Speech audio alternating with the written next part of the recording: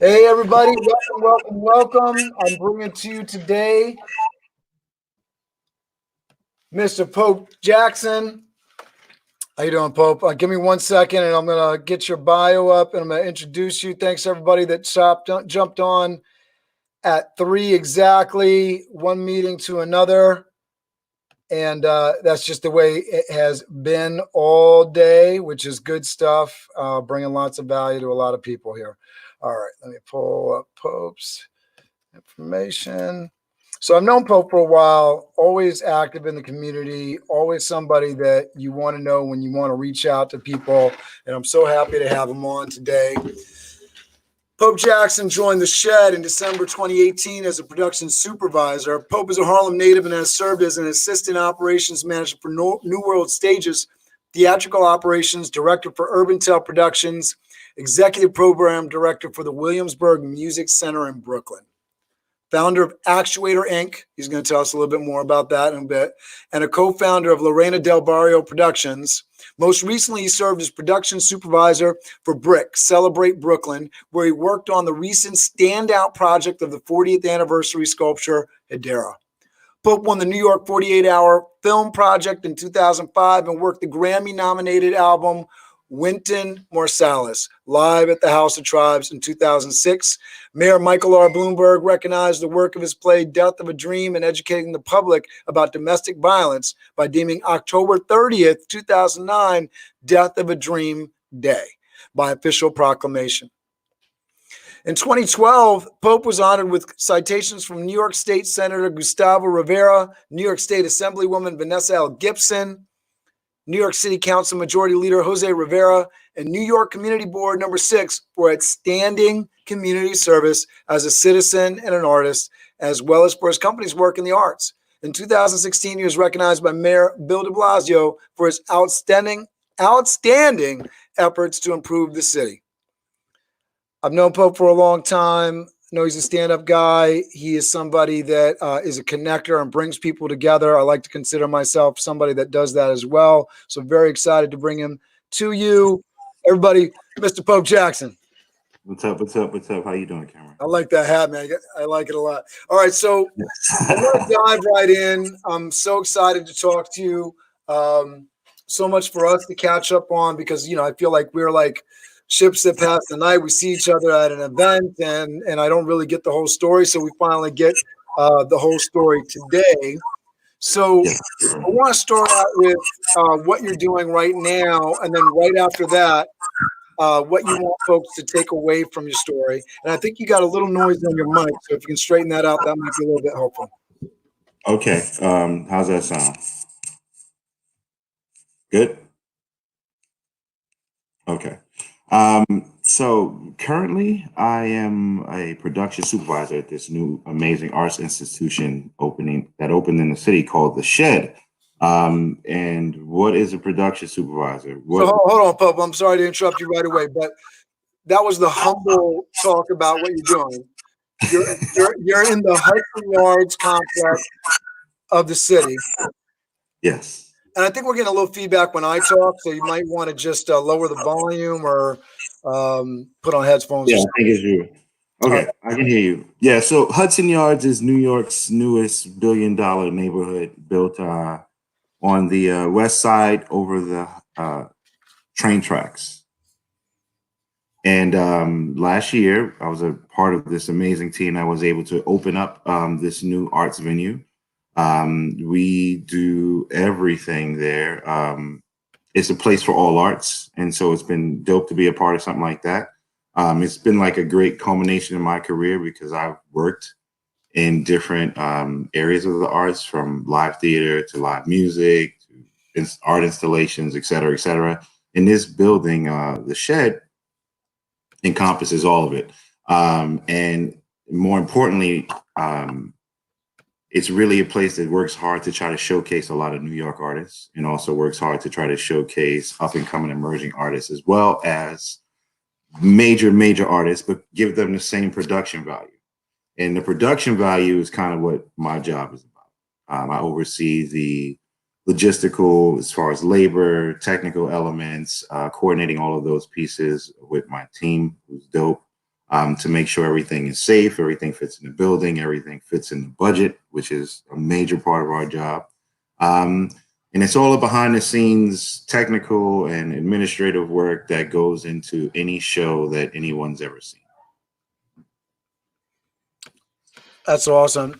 So I still feel like, you aren't selling this as hard as it, because I'm impressed. I mean, and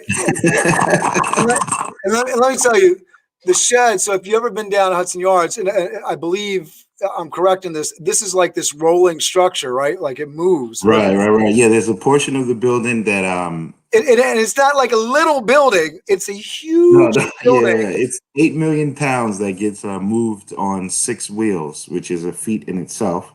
But what happens when we do that, it gives us the ability to have a huge closed venue or retract the building and create an outdoor performance space. So it's really, again, probably the most flexible art space in the city, if not most of the country.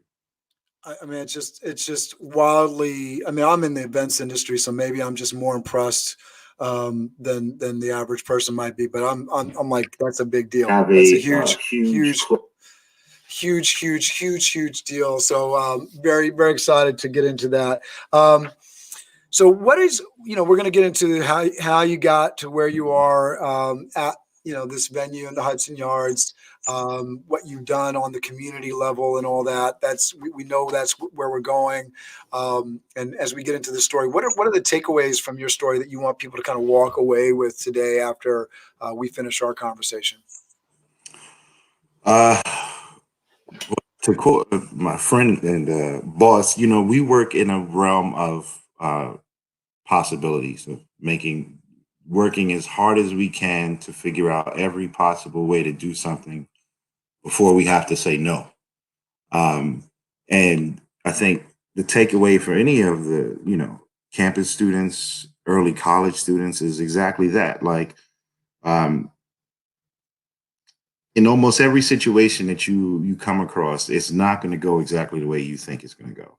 It's not going to go exactly the way you planned. The key to all of that is to being flexible, adaptable, and prudent in figuring out the way you're going to make it happen regardless. And the way to make it happen that's not going to blow your budget or bankrupt you. So throughout facet of life, that's valuable. You know what I mean? Like every facet of life, you're going to face a challenge. How you deal with that challenge is the key to it. And for me, I didn't have a traditionally straight career path here to what I'm doing now. Although don't give that away. Don't give that away. So let's get into it. So okay. So what you're speaking to is something that I believe in. All day, all night, resourcefulness. Right.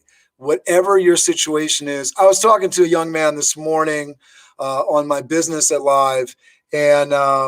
Or Business Alive, Biz Dev with C, 11 a.m. live. And I was speaking to Zachary Dingy, and he's this 21-year-old kid. He is killing it. He's selling solar energy, and he purchased into this networking organization that I'm a part of as a regional partner, so like a franchise on the area. At 21 years old, and he, had a tough time coming out of high school. He didn't really like the college that he was at, did 2 months and then dropped out and made a deal with his dad. Like, hey, let me get some time. Let me try to make something work here.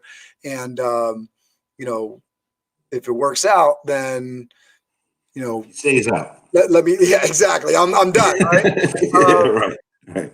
Hey, Tiffany Jones, the shed is phenomenal. I've been to a number of shows there, from the show The Phoenix to Urban Dance. How do you determine who makes the cut? So we can ask that question, then we'll get into your story or answer that question. Go ahead. Well, the dope thing about the shed is that we're a commissioning place. So we commission everything that we put up. So there's 2 ways that happens. We, our artistic director, Alex Poots, along with our production team, will conceptualize a show and work with artists to make that happen. But another major thing that we do at the shed that's led up by Tamara McCall, our chief civics officer, who's dope, is we give grants to up and coming emerging artists.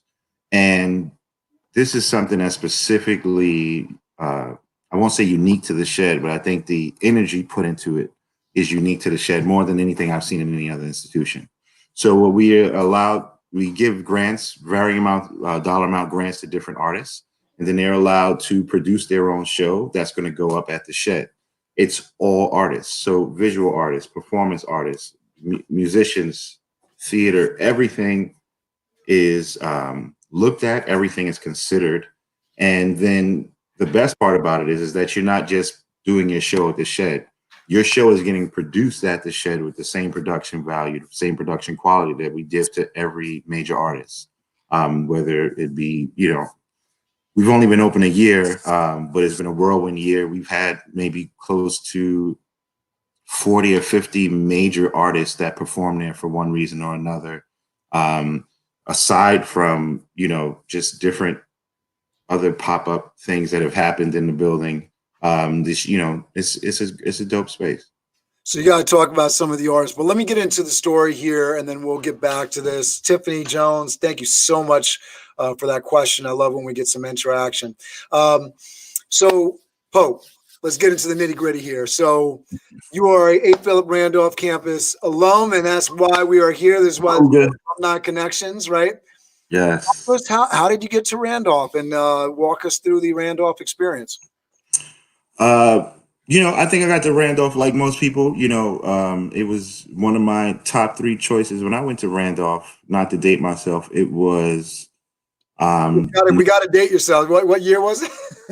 So I'll just say I'm in the class in '94, and we at the time were the number 4 school in New York City. So as far as rankings went, they were looking at Bronx Science, Brooklyn Tech, Stuyvesant, and then there was Randolph.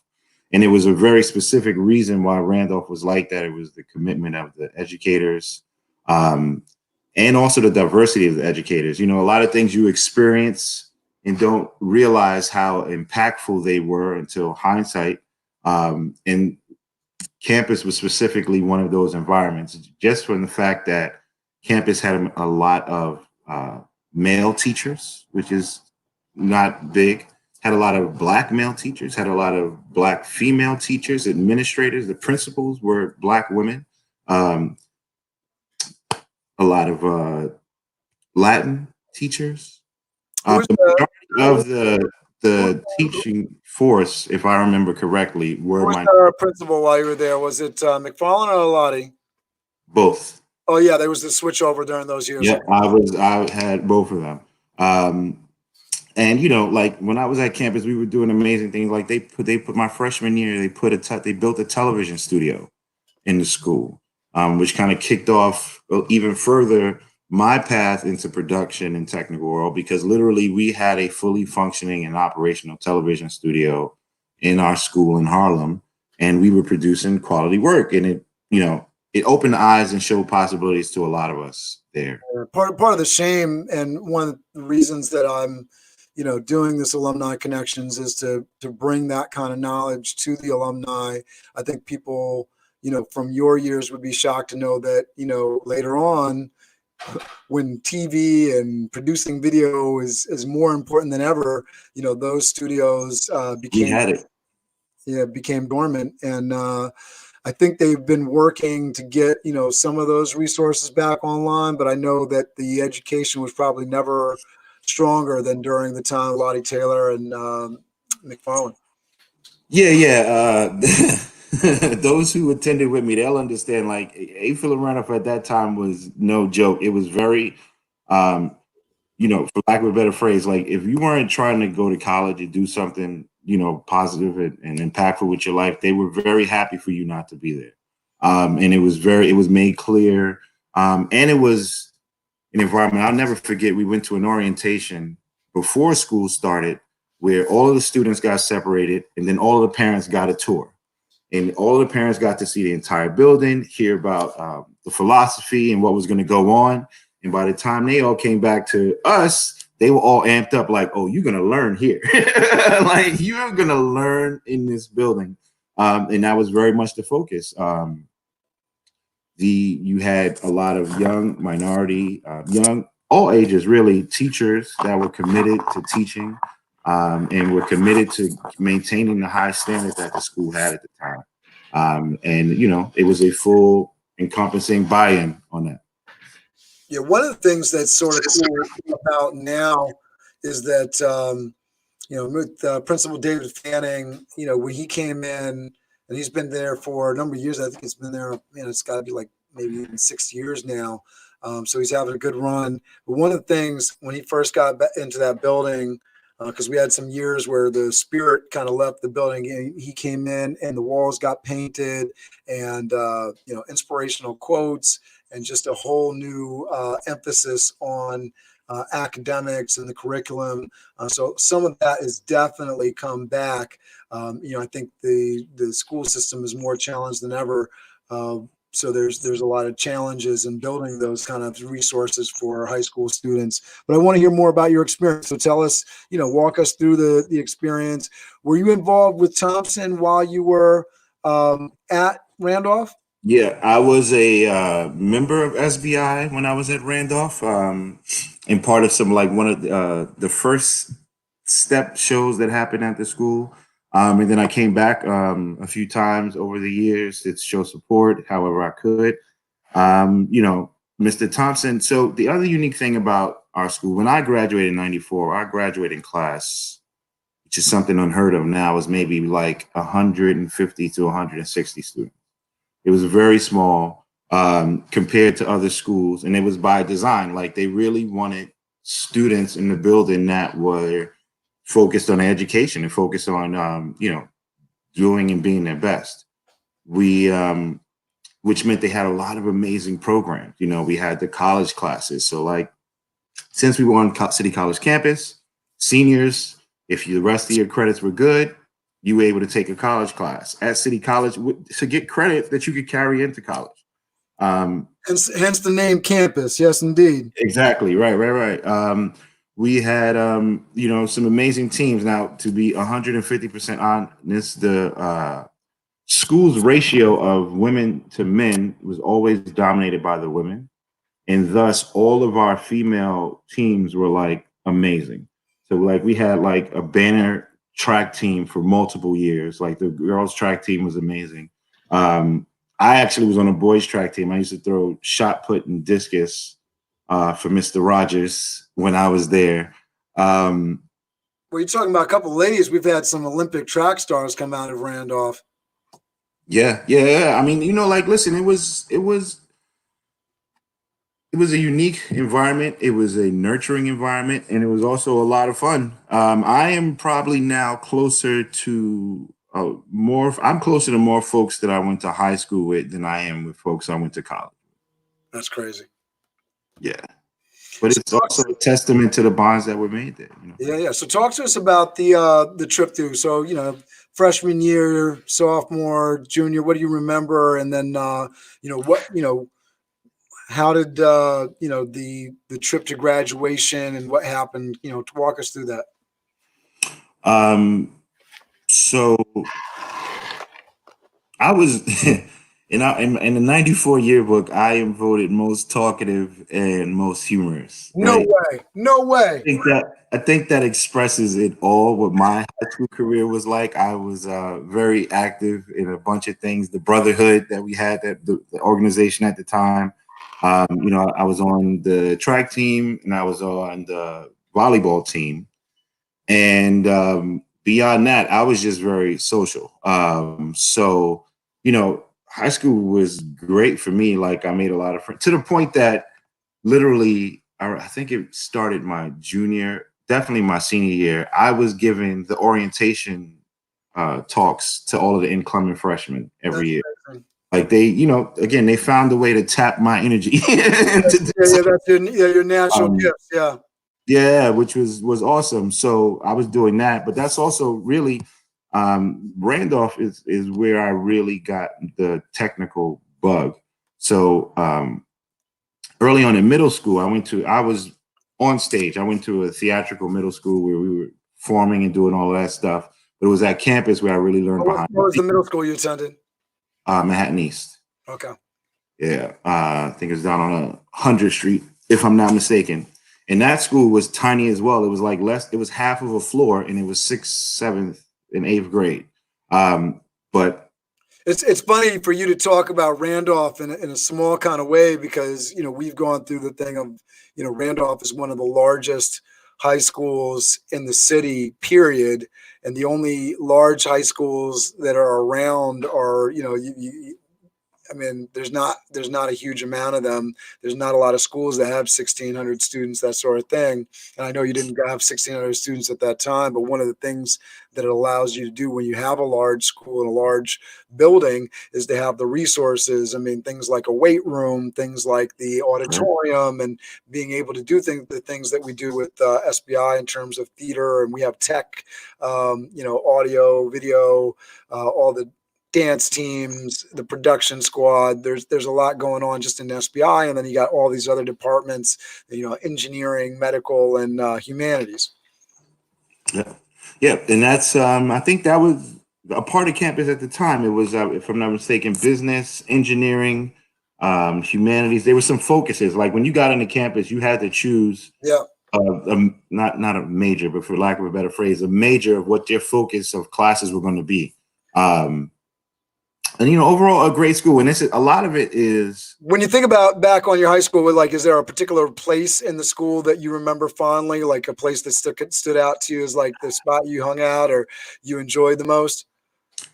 You know, I was fortunate enough because I was social. I had access to places, right? So I was a part of this club or this club, and so I knew about stuff. So like a lot of the architectural and like hidden gems of the building, like the music room that was on the 8th floor, like that was an amazing classroom, you know, to I think Mr. Donnell, you know, like amazing times in that room with music. I used to think about the theater. I used to think about the greenhouse that used to be on the roof. Yeah. You know, which was we've tried to bring that back in various things. There is a greenhouse still on the roof, but it's not what it once was, I think. But we definitely utilize. I don't think I've ever actually been up there. I just know Charles Mr. Thompson grabbing plants and bringing them down to the stage and that sort of thing. Nice. Yeah. Now it's all under construction. Been under construction for so long. Who knows what's. Yeah, you know, what's so crazy is so many things, again, hindsight being 2020, so many things that people want in their schools, the environments, we actually had it.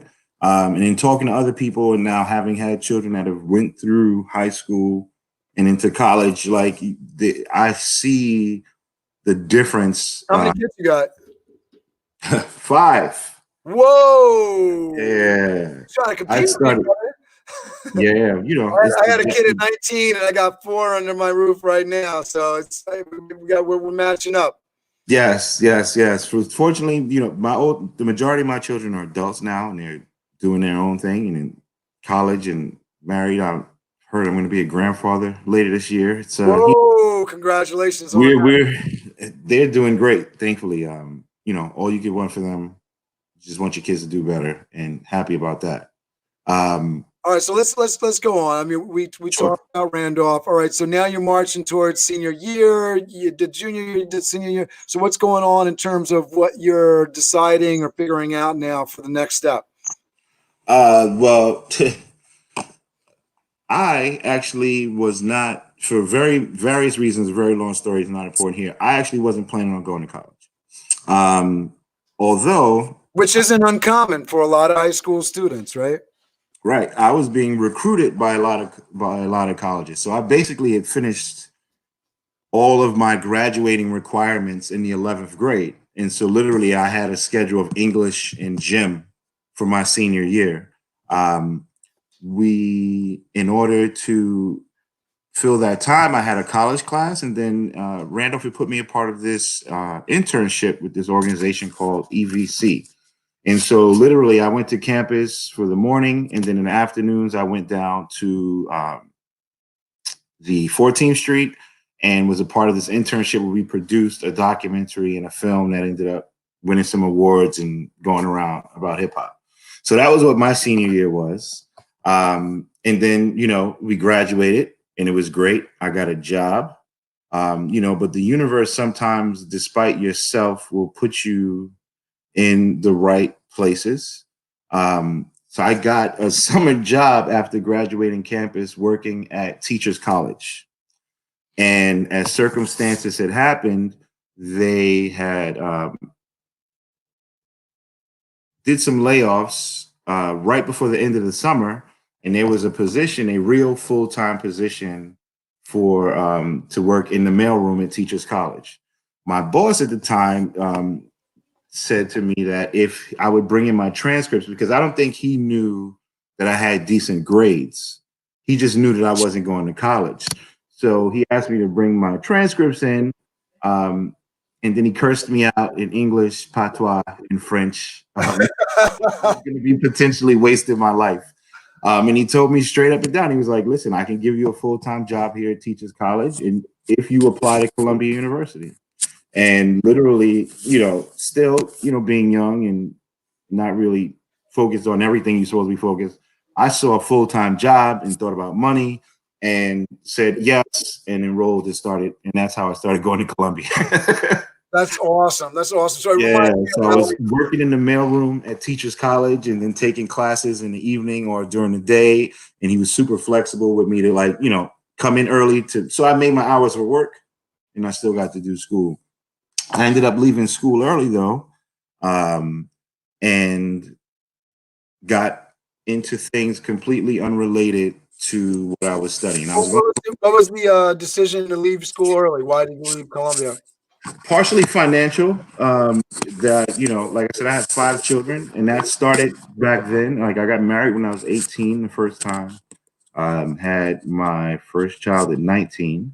It's such a common story. I one of the reasons I've stayed involved with SBI for the last 24 years is because I was lost. I did all right in high school. I didn't do anything crazy on grades, but I did all right. But I didn't graduate because I didn't finish some exhibition. So then I had to get my GED. And then, I had started interning with Thompson. I was going to School of Future, but I started interning with Thompson in 1996, my senior year. And so I didn't graduate, and now I'm getting my GED. I'm still working with Thompson, but I'm not listening or really taking to heart and not getting guidance on getting college. So I ended up following the girl around in the red leather pants for New School downtown Eugene Lane College. And I come to find out 2 years later now, I've already had my son and life pressures, and I got to get, things funded and whatnot. But I find out 2 years later, I could have applied to EOP or Equal Opportunity Program, but either because I was white and just nobody thought, oh, he might not need it, nobody's supporting him, or just because I was stupid, very much a mixture of the both, I'm sure. I didn't do it, and I still owe money to the college for the 2 years and not completing college to this day. And I think that's a lot of people's story and why I'm so passionate about giving back and trying to give high school students a fighting chance at hey, these are the opportunities. This is what you can do. And I'm not even gung ho. I think that most of the time there's going to be more opportunities for a high school student if they can go to a spot where it's going to give them an education that's going to prepare them for the real world. But that's not everybody's story. Certainly wasn't this kid, Zachary Dingy's this morning. He's an entrepreneur. He needs to be doing entrepreneurial stuff. And a lot of people have that story. So I think a lot of people. That's really the key to it. My grandfather told me, he was like, it doesn't matter what you do it well. And that was definitely the case for me. My path was not the straight and narrow. In my life, I'll be the first one to tell you, there's been a lot of blessings and a lot of right time, right place. But I can honestly attribute my ability to jump in and adapt and make moves and learn, a lot of it based on A. Philip Randolph and the launch that I had into life from that type of education. Life is going to throw things at you constantly. School is important, but I think especially now, what the whole world is discovering is that the higher education, as we are used to experiencing it, is not necessarily necessary, right? You can advance your education now without the expense of moving to a new place and creating this incredible debt for yourself. You know, by default now, you know, most universities are now online institutions, right? So I think that, you know, the thing that we should be aware of and diligent of is to try to figure out how to foster that to continue, one, and to also foster it that is not creating another generation of folks that are in debt for like 30, 40 years. Because I have so many friends, you know, it almost doesn't even matter where you are in your career. I've met people at all levels that still have some college debt nonsense around in their lives, whether it's money or paying their credit for a certain period of time or whatever it was. You know, I just think that we are, you know, with this pandemic time, really need to reevaluate how necessary some things are that we thought we couldn't do without, or we thought couldn't be done another way. I think that one of the huge things that might come out of this, it looks like Congress may pass debt relief for nurses, folks in the medical field, which would be huge.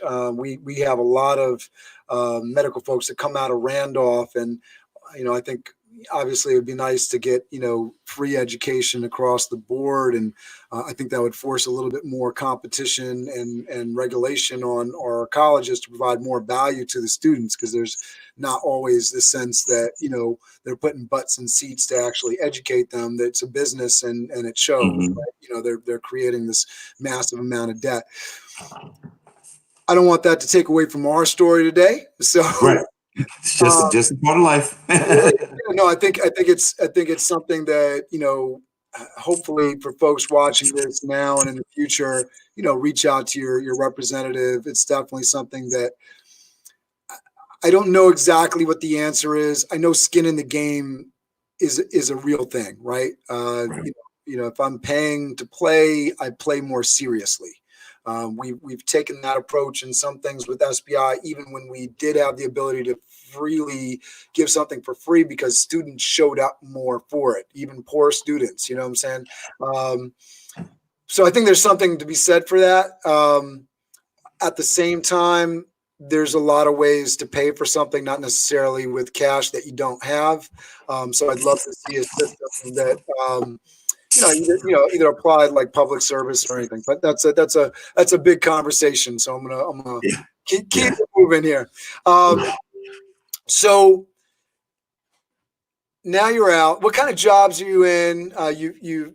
You've come out of Columbia. You were working at the mailroom at Columbia. At Teachers College, which at Teachers College, and then you applied. University, Barnard, they're all the Columbia family. So yeah, and I know you were involved in everything from like party promotion to you know, everything. So talk to us about this wild ride that is your life. So yeah, we'll do it quick and dirty. I had a family friend that was a retail manager, and when I left school, I left the mailroom as well, because it was part of the realization, like, the mailroom is like, I didn't want to be there anymore. Like it was a great job, but it was a job that would ultimately go nowhere. So I was ready to leave the mailroom. I had a family friend that was a retail manager. He gave me a job working at this Eddie Bauer. I was there a couple months. Eddie Bauer brings back a lot of memories for me. Yeah. 68th and 3rd. It was right across from Fox Studios. And I met a couple people there just shopping, but I ended up getting recruited out of there to go open up this brand new J. Crew that they were doing on, I think, 17th and 5th. And then got recruited out of there to work in Soho for another higher end retail company. Tell us about that. How did you get recruited from one shop to the other? People came in and they happened to get me and really enjoyed, you know, the time. You know, it's a small thing, but they really enjoyed the service I gave them, you know, and the conversation we had. And, you know, literally was like, listen, you know, we're opening this new store. We have these interviews. You should come down. The one at so the thing about the J. Crew at the time that I was there, they were just starting like this personal shopping thing. And so we were part of the people that were starting to get clients and all of this stuff. And its location was great because like, and they're ahead of their time with the personal shopping thing. It's unfortunate too now. I don't know if you heard in the news, but J. Crew's going through some stuff right now. Yeah, J. Crew, I think about to file for bankruptcy. It's a whole full circle. But they were so at this time, you know, I used to watch this show on HBO called How to Make It in America. And that series was kind of like my life during this time. So we were working in retail, but right across the street were like record labels. So it was like Island Def Jam. And then you had other, you know, like nightlife and artists. It was just the neighborhood you were in. So we were constantly being invited to this party or that party. You were meeting this person, or this label rep was cool. And so they wanted a discount. And so they gave you a bunch of CDs. And so now you're on this list or whatever, what have you. Across the street were like record labels, like Island, you know, snowball from there. Where like, you know, we were just like out partying, enjoying, you know, it was my early 20s. So it was a juggle of now, you know, because I ended up getting divorced at 21. And then I was a divorced guy out in nightlife, throwing parties, trying to be a dad. And that went on for a few years. That sounds rough. Yeah, it was rough. It was a rough time, you know. Yeah, but that is what. Well, what year are we in? So that's what year is that? Oh, this is late 90s. This is late 90s. Yeah, I mean, I came into intern with Thompson around 96, and it was, you know, 97, 98. I feel like those years I was like calling Duck Down and dealing with like all the bad boy stuff. So that was that time, late 90s, where it was like, you know, music was popping. Everybody felt like they were going to be a producer, superstar, living the Puff Daddy dream kind of thing. Yeah, New York was great. We loved it. Yeah, but funny thing about that. So I'm throwing parties. It's great.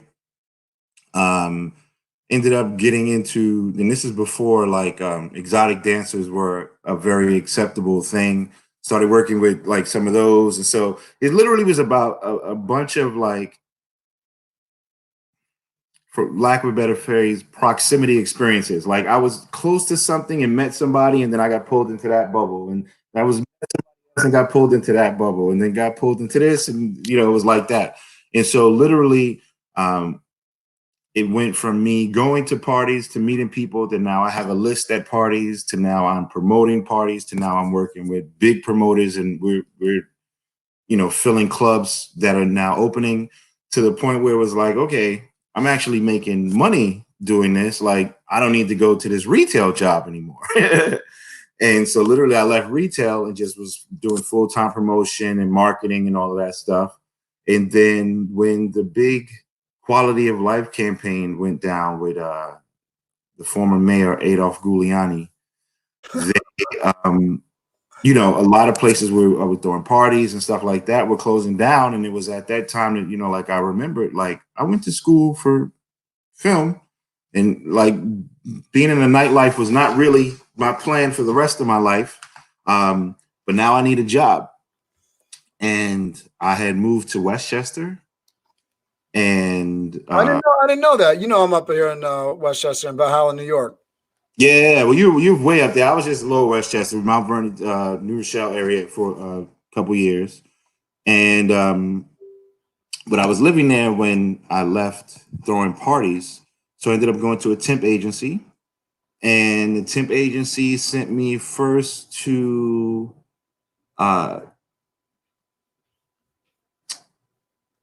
Pearson Education. Okay. Pearson Education is probably the largest educational publishing company in the world. Now, as it happens, I was hired to be a temp to do just basic data entry. The reason they needed that temp was because they had just did a big merger with a company, and they needed all this information entered. No problem. But I blew through all of their work to the point that they started to teach me how to enter orders. And then, as corporate does, they sent down word that there was going to be a whole nother change at the company. So basically, the office that I worked in White Plains was going to be moving to Jersey. And, as it worked out for me, the majority of the buyers and inventory analysts for this company were actually almost the entire department did not want to go from White Plains to New Jersey. And my boss at the time liked me and asked me if I was interested in driving to Jersey. And if I was, she would offer me a buyer position. And I was, although at the time, funny hindsight, at the time, I didn't even own a car. I just had a permit. So like in the course of a week, I went and got a road test, bought a car, and like 3 weeks, a month later, I was driving to Jersey as Pearson. How are you getting from like New Rochelle, Mount Vernon to Metro North? Metro North. Yeah, I was just jump on a Metro North right to White Plains, and there was actually a shuttle bus. A lot of people do that. It's very handy. Yeah, it was great. Because I was in the Bronx. The reason I bring it up, I was in the Bronx, and my first job in Westchester was in APRCHS, so right outside of White Plains. And so I was taking a bus to the train to the bus to get to work until I was able to save up and buy a beeline. The beeline. Absolutely. So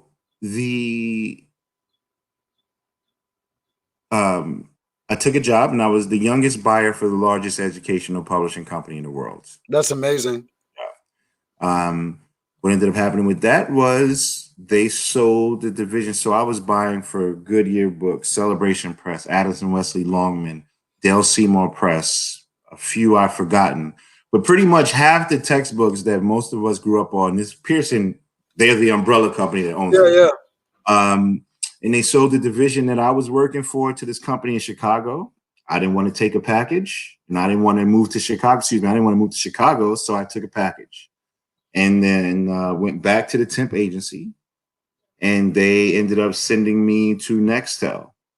And then I ended up having 5 different consultants. You're bringing all the memories back, man. I got a Bad Boy playing in my ear. I got the Eddie Bauer gray sleeve, black pocketed jacket on, and I got the Nextel chirping in my ear. All right, keep me going. Yes. So I had a few different positions at Nextel, but my final position, I was head of this team that was doing asset tracking. And basically, the quick and dirty on that was when Nextel put up a bunch of cell sites, they put equipment in all of those cell sites, and the IRS was going to audit them. And so we needed to create a system to figure out exactly where every piece of equipment that we had bought was. And then 9/11 happened. And so if you can think of my job at the time of putting together this 1,000-piece jigsaw puzzle, 9/11 was the equivalent of someone reaching in, grabbing a handful of pieces, and then burning them.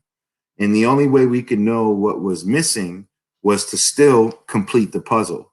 And so literally from 9/11 through that following February, we were doing ridiculous overtime and trying to do the asset tracking to identify what was lost. And then in February, there was, like almost every other organization was going through layoffs. And they were laying off half my team and wanted me to go to a different office. And again, I had to remember, like, you're an artist, you went to school for film. How about you take a package? And, one of the important things about Nextel at the time was that NYPD, FDNY, the mayor's office, even the Pentagon at that time were all Nextel customers. Because it's so funny, just in the span of our lifetime, how many major shifts in technology, right? It's crazy. Right. And at that time, that chirp technology was the strongest signal out there. So a lot of what was happening, they were using cell phone signals to ping to figure out where to dig. So that first week after 9/11, we worked at Ground Zero, but we were doing shit like carrying generators to the top of these skyscrapers, 40, 50-story buildings. So 3 or 4 men carrying a 500-pound generator upstairs, up 40 flights of stairs, and then doing regular gasoline runs to power a cell site so that there was a signal that we could beam down to the ground so that they could figure out where to dig, or turning satellites so that we could bring signals coming from Jersey to get cell service to the people in Lower Manhattan. Wow. It was that experience working at Ground Zero, and just seeing how New York changed. It really was like, it just changed my focus and what was important. And for me, it was more like, if life can be taken from you at any minute, I was like, the only gift I could give to my family would be the comfort of being, if something was to happen, to be able to say, he was doing what he loved. At least he was happy every day. And that's when I decided, I'll take a package, leave corporate, and just throw myself back into the arts and just find my way. It was a unique situation where I had all of the technical knowledge, but absolutely no network, no inside person. The people that I went to college with, they were all gone and doing whatever they were doing. I had been removed for like 3-4 years and had to start over. As it happened. That's such a big part of what I'm trying to do with this as much as possible is, there's all of these people that are connected to you just based on where you went to high school. A tremendous amount of people have moved through the halls of Randolph, and that is your network. Those are people that you can use. So, I'm hoping people reach out to you and take advantage of your knowledge on some of this stuff. So this is great. I'm really glad we're getting to talk about this. I had no idea that you were doing that stuff around 9/11 too. That's wild. Yeah, again, like we were support. There was no power. We were powering cell sites. The mayor needed his cell phone. We needed to be able to send signals down. This was a massive burial, for lack of a better phrase, that they had to figure out where to dig people out from without risking killing themselves or someone else that might be trapped somewhere else. Absolutely. But, like New York does in crazy times, everyone came together and stood up. It was a very unique way to experience New York.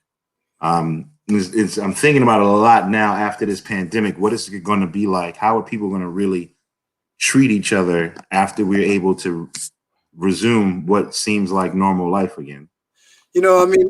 I'm seeing stuff right now. I don't want to get anybody's hopes up too high, but I'm seeing things like Regeneron, which is a local company based near me that may have a vaccine as early as fall. We know this is over and things are going to go relatively back to normal. Are people going to wear masks more? I think absolutely. Are people going to be a little bit more careful about touching something that somebody else has touched? I think there's no way around that, right? But I think we're going to be back to normal as soon as there's a vaccine. I think people want to get back to touching people again and handshake. I'm hearing things about like handshake is done, and I just don't believe that. Well, you got to think the world is we're living through a life-changing moment. You know what I mean? I think as much as it's important for the world to get back to normal, it's equally important for people to have now taken this time to really see how the world moves. We were not prepared on many levels for many things that we could have been prepared for, that were not surprises. They were things through multiple administrations that just got neglected. I think if this does anything for folks, I think it really needs to wake them up to the importance of being civically involved. Oh, hell yeah. Of having a relationship with your local community leaders, of having a relationship with your politicians, because historically in this country, nothing ever changes until the citizens put foot to pavement. And as horrible as this is, as much as the loss of life has been tremendous, unless we overall are willing to put the efforts into changing the system that made us so vulnerable, anything else can happen. No, I absolutely agree. People have to be involved in their political system. Some people are going to say, hey, I'm in business and I shouldn't be political. And if that's who, and that's what, you're okay sleeping at night. Okay. But, everything is political, right? And, if you don't stand up to some of the nonsense that's going on, that's crazy. I think it's a good segue because I know you did a lot of community work. I know you got your film that, probably a lot of that emphasis for creating it came out of these times. So why don't we go into that? And just before you go, I'll just say, I realized on a personal level that I wasn't prepared for the pandemic, business wise and everything. So this has been a time for me to like self-revelation. Obviously politics could be a lot better, but you know what they say, like clean up your own backyard before you start talking about your neighbor, that sort of thing. And, my business is not where it should be and all that for this. I have 130 part-time staff. We haven't been able to do very much for them in terms of employment and all that kind of stuff. And, I'm learning, I'm putting my axe to the grindstone, sharpening my point, and I'll be better for it for the next time. So if we all do that, then hey, I think we'll all be a better nation, better world for it. So let's talk about your story. Get us into close to where you are now. Okay, so basically, like I said, when I left Nextel, it was about living my life in the arts and being happy every day. I literally, for a few years, like I said, I had no network, but I also had no relevant experience. And so for the first few years, I literally was in a world, I decided to put myself in a world of yes. I knew my capabilities, and I knew that regardless of if I knew how to do something specific, I knew how to read, I knew how to do research.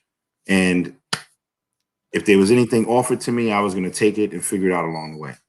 And literally, that's what I did for the first couple of years of my career, no matter what the opportunity was, what the position was in the show. If they were interested in me, I said yes and gave them 110%. Even in sometimes, and there's a phrase, fake it till you make it. But like literally, there were early productions where they were like, do you know how to do this? And it was like, sure. And at that moment, I didn't know. But by the time they saw me again, I actually really did know. And the expression that I think I'm digging more than fake it till you make it, confidence in self, right? So what? The job application says you need a 4.0. So what? The job application says you need to lift 50 pounds. For folks that have been watching some of these interviews, you know what I'm talking about. Trevor Castleberry, one of our alumni, he, was looking at an application and was a little nervous about, because there's some things that are just boilerplate on the template, or, maybe the client is asking for something and they don't even really know what they want. And so many times, I've gone out to a vendor and I'm sitting there and I'm thinking, I want this out of this service. So I want to go to an expert. So I go to the expert and I realize after it's all said and done that, I can produce better content than the so-called expert, that kind of thing. Right. It takes a little elbow grease. It takes a little time. I got to figure it out, but push comes to shove. I know what I'm doing. I know what I want. And I know what looks good and that sort of thing. So, faith and confidence in yourself. Sorry to interrupt. Keep. No. This is great. So yeah, I was just bartending down in the Lower East Side and just meeting people. And any opportunity that popped up, I'd take the job. And little by little, I got more and more stuff on my resume. And I was able to prove that I was worth the money that I wanted and increase my rate and increased it more. Something applied. This one thing I found that applies so much to entertainment and the arts, but really to everything, is that your name is probably one of the most valuable things that you have. So a lot of the work, and especially the work that I do now, you will very rarely see a job listing for it. It just doesn't happen. The nature of this business is you reach out to the competent person that you know already and go from there. And so a lot of what my early career was about was literally just saying yes, creating great relationships with people, and trying to stay busy. And as that picked up, my career picked up to the point where I'm being called to do this gig or this show or do this or design this. And it was great. And so now I have steady work. And then I was getting double booked for things.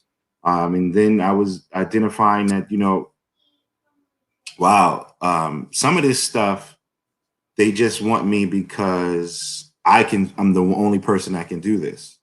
Then some of this stuff, they want me specifically because the calm or the confidence that they bring to me. And so if I can bring other people here that are under my umbrella, then I don't have to physically be here. I can have a representative here. And that's kind of what launched my company, where it was that I was thankfully and blessed to be getting more work than I could handle. And but I didn't want to turn it away. I wanted to keep it and use it to empower other people. And that's kind of what started Actuator Inc. It grew and grew, that we were doing larger and larger shows. Talk about Actuator. So what did Actuator do exactly? So we're a full service production company. So anything related to live performance or production, or even step further, larger events or things like that. This is still current, Actuator? It is still current, although it's not as active now because me going to the shed was me kind of also leaving running this company. But we are still active. There's still a couple organizations that we consistently will work with and we're part of all the time. Like I am still technically the production manager for. I'm gonna get you out of that. We reduced. You just say yes, man. Just say yes. Yes, we're taking on a job, because if the right money comes in. Well, yeah, this is true. Yeah, but there's a couple organizations. I gotta get my folks ready, right? So listen, if you coming to me with that chump change, we ain't messing with that. You come with me, the real money. You want the guy that knows how to do it. You're not paying for the couple hours that I'm going to go out there. You're paying for the 30 years that it took me to learn how to do this stuff, right? Right. That's where I am. That's where I am now. Like literally, it's way more expensive for me to come and do something for you, just because of the level. Like it's kind of like one major misconception about my industry we'll use as an example, Broadway, right? Broadway, as much as it's a location, is really defining the size of the theater. So off Broadway is up to 100 seats. Off Broadway is up to 400, and 400 above is a Broadway size stage. Everything in the entertainment business is kind of based on, not everything, but a lot of stuff is based on what's the audience size. And as the work that I was doing was getting to a greater and greater audience, my rate had to increase because I have a greater and greater audience of who we're working with. And a lot of that is about knowing compensate with experience, the whole deal. Talk to us about the New York 48-hour film project in 2005, working with Wynton Marsalis, live at the House of Tribes. And some of this stuff, the death of a dream. Talk to us about some of these accomplishments, man. Okay, so again, it was all about coming from a place of yes. Let me just say hello to Mark. You guys know each other, Mark? And, yes, we know Sibley's. I know he's a shout out to Mark. He's actually a real hero because he works as a paramedic. Yeah, man, and he's right by me. Important work. In Valhalla, right by me. So yes, what's up, Mark?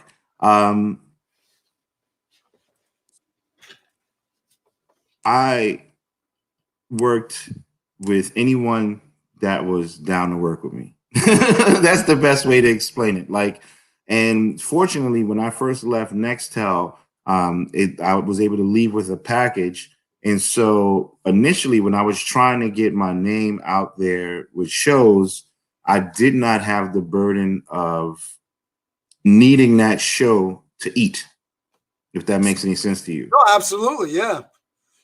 Because I had a package, and for a little while I was getting artist, I was getting severance pay from work. It made me being available to a production for little to nothing a possibility. And if if you're producing a show and you can get quality work for low fee, you jump on it. And so it just made me accessible to people in a time that I wouldn't have gotten it because I didn't have everything on paper. The 48-hour film festival, classic example of that. That's a long-standing film festival that I was fortunate to be a part of with some friends. And literally, you get a group of friends together. All of the head persons from each team shows up at a location, and you pick a genre out of a hat. And from that moment, you have 48 hours to write, shoot, edit, and produce a 4 to 8 minute film. I worked with an amazing group of people, and we won. We won pretty much almost every award that was eligible for that film. The thing with Wynton Marsalis, same scenario. So I was bartending in the Lower East Side. I met a woman. She happened to be the artistic director of this space called the House of Tribes. It turns out that space was a squatter's building that had a bunch of artists and different craftsmen and tradesmen that lived in the building, and they maintained the building. The woman that I met, Dominique, happened to be, she's from New Orleans, and she was very good friends with this amazing gentleman that passed away last year named Steve Cannon. And Steve Cannon ran a gallery in the Lower East Side called The Gathering of the Tribes. This man is an amazing man. He was blind and one of the most amazing energies you'd ever meet. He was from New Orleans and also a former professor, and he allowed her to piggyback off of their 501(c) status and make their squatters building a offshoot called the House of Tribes. Very cool. The other benefit for her was that she used to be Wynton Marsalis's nanny. And I don't know how they got him there the first time, but this was an old tenement building on 7th Street between Avenue C and D. It's a 30-seat black box. And Wynton Marsalis would come every year and play an intimate concert there with his full band. And they would be able to sell tickets for it, and that would be their fundraiser for the year.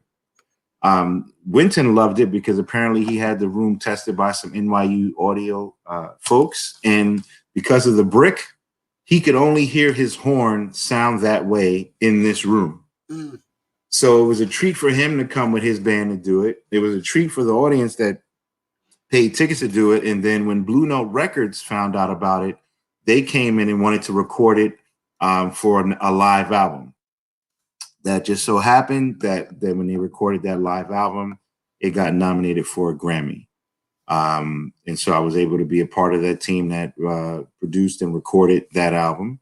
And it also kicked off my little slight foray into the music industry because the producer for the album, due by Jeff Jedi Jones, then I kind of became his intern. And so I would travel with him to work on major artists' albums and learn, engineering with him for a little while. So it was in all of this time. Talk to us about this, because this is one of those dreams that I have. I'm sure everybody has these things. Oh, when I have the money, right? So this is like one of those things. When I have the money, because I kind of gave up my DJing background. I sold my my 1200s, my Technics 1200s. I lost my record collection, but my thing, I love beats. I want to make beats. So it sounds like you were doing something along the lines of the engineering and producing, right? So literally talk right into us about what you were doing and what your current capabilities are. That because I might need to hit you up for some beats. My current capabilities, I have now kind of transitioned from the person that is touching things to the person that is managing. together if we really Sure. No, I mean, I love it. I'm a tech bug. I'm building and painting. I'm an artist myself. So like, I'm always trying to create. And for me, you know, I've always been a firm believer, like the brain is a muscle that should never stop getting exercised. And so despite me leaving school and despite the fact that I wasn't even planning on going to college, there was never a time that I thought that my education was over, that I had learned everything I needed to learn. And I think that kind of energy and mindset is what has made me love everything. You know what I mean? Like if there was an opportunity. So I'm gonna hit you with 3 questions here, and because we're up on over an hour now. Oh wow! and I want to provide value to the folks that are watching this now and later. So three big things. One, you know, what's the skill set that you're most utilizing at the shed right now? You've been active on the community level, so I'd like you to talk a little bit about your work in the community, past and present, right? And then what are your favorite books that you are either currently reading or have read in the past? Okay, so let's do the easy ones first. The current books, I'm still in the middle of Barracoon by Zora Neale Hurston. It's a book that was just recently released that was held like back for a while. It's basically a conversation with one of the last known slaves. And this gentleman, when she met him, had arrived as a slave, lived through slavery, lived through the Civil War, lived through a world war. Like he was still alive through all of these amazing events in American history. So I'm just getting started with that. I finished right before that, Water Dancer by Ta-Nehisi Coates. So those are 2 books I recommend. The community portion of the thing is that it was for me a way for me to not have idle time. And I learned some years back from a friend of mine, like if you know volunteering is important in your community, care about, you know, you can't talk about your hood if you don't do nothing for your hood.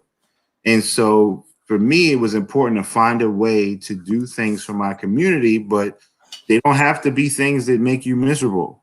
They can be things that you like to do. And so I was fortunate enough to join some parks groups and also work with the Bronx River Alliance.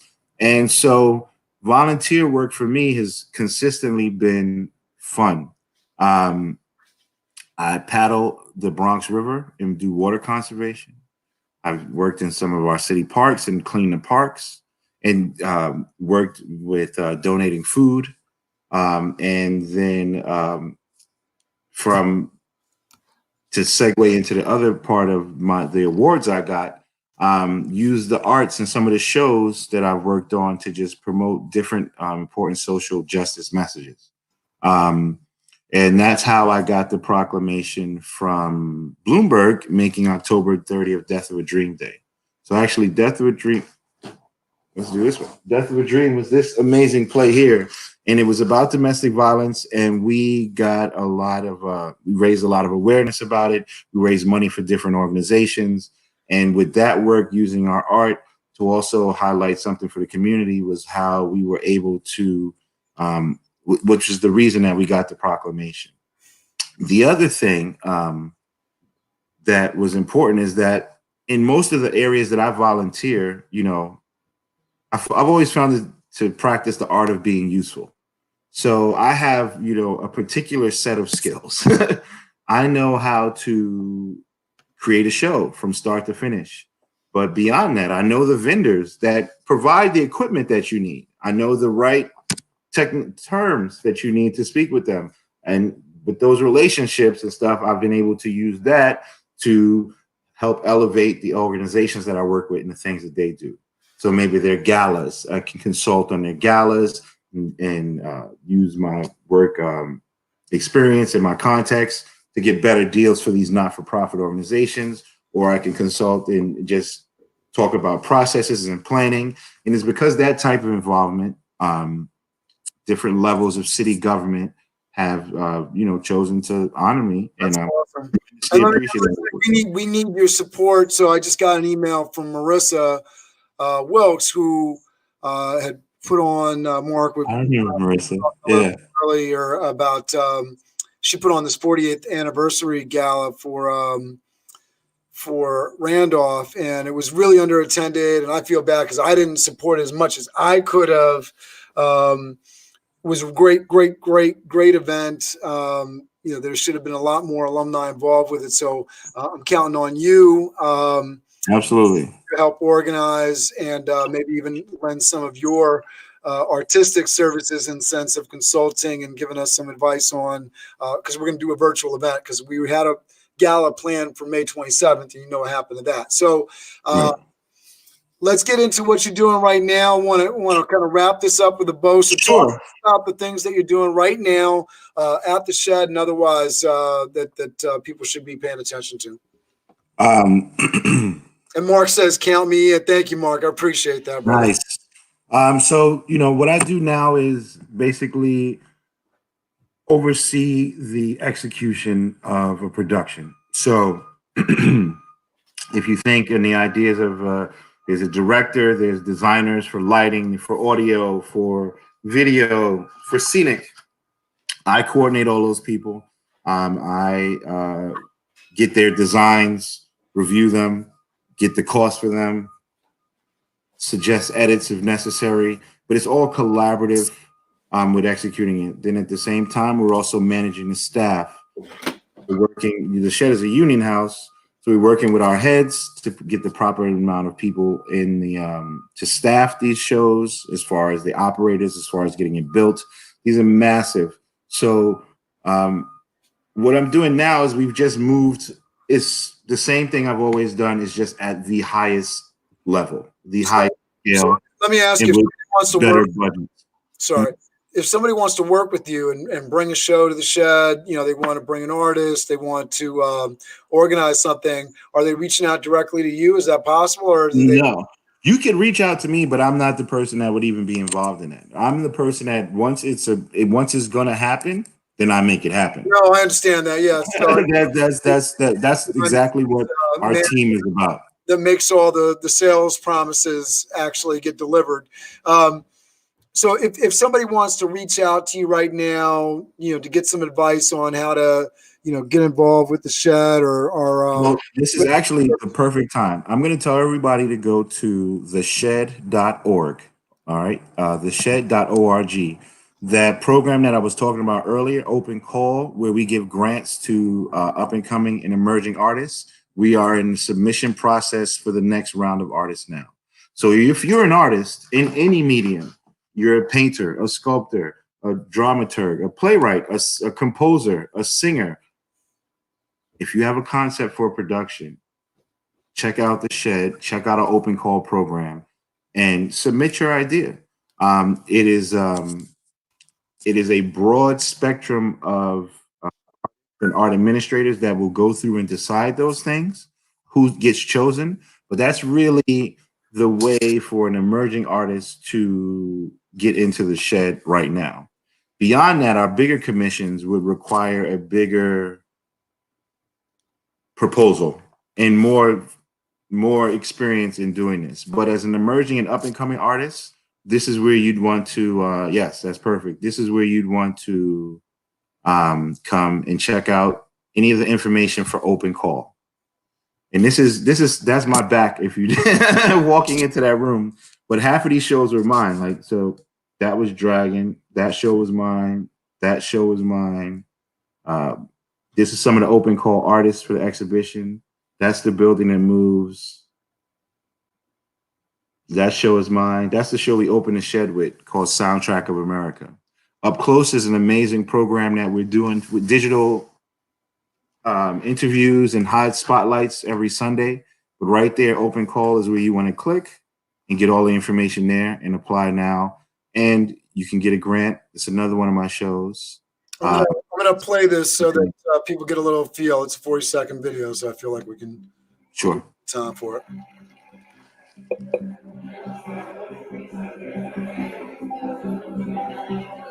I see us being able to go anywhere, do anything. I think that there's very few opportunities like this for emerging artists. To expand my practice. Be part of something, invested in, experiment. Why we do what we do is to really bring people together of all walks of life to come together. Through making, I find some sort of grounding, some healing.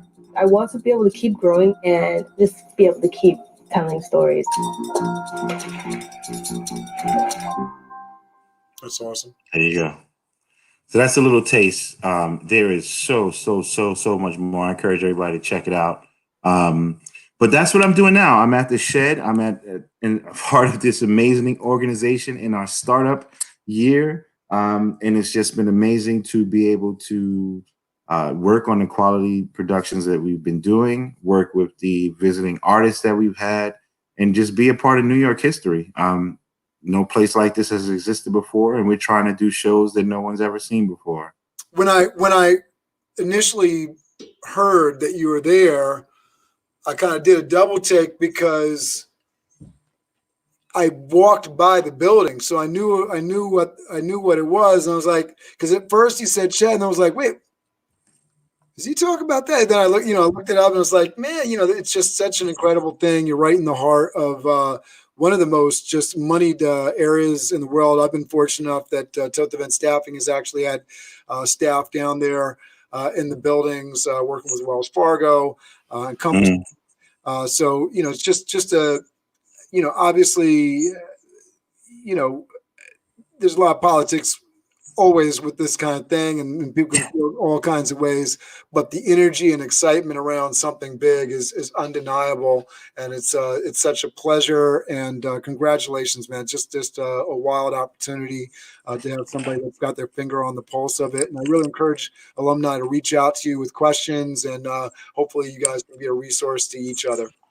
Absolutely. Listen, I'm always about that. Like anyone, my social media, NYC Pope, find me. I will always answer any questions, especially for native New Yorkers, because that's one thing that I've always been proud of, especially in my industry. The majority of the people in my industry flew here, but I grew here.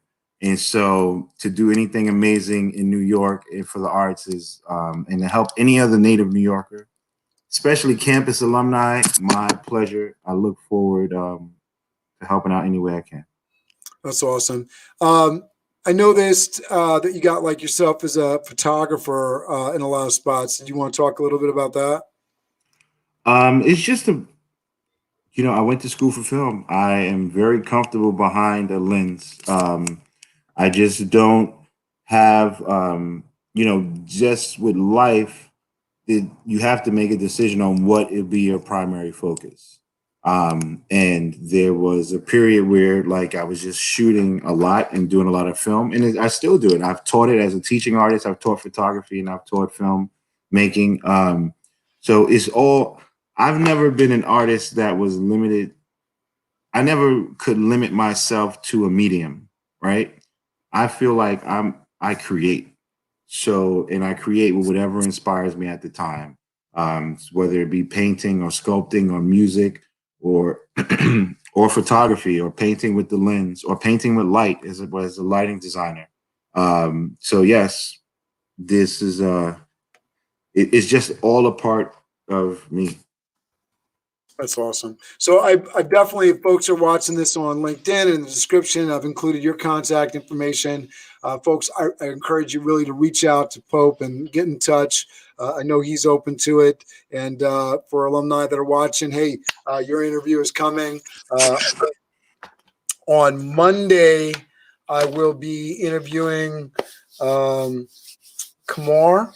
And I'm looking forward to that. And then actually in the morning, I'm doing a business live with Trevor Castleberry on finance. So anybody that's interested in finance, this is a young man that is an engineer. He's already published his book, which I have right here, For the Hustler. This is pretty cool. Nice. So that's a Randolph alum, and his wife, Akosa, has also published a couple books nice. Cool stuff. So we're interviewing him on Monday at 11 Eastern, and then we have Kamar in the afternoon. So very exciting stuff. I'm looking forward to it. A lot of Randolph alumni making some things happen. Yeah. Oh, Thank you so much for doing this. Thank you, my brother. Be safe. Best to you and the family. Best to all of you campus alumni and former campus alumni. You know, we're a unique bunch. But you know, Harlem, baby. All right. I'll see you on Monday. Thank you very much, everybody. Have a great day. Be successful.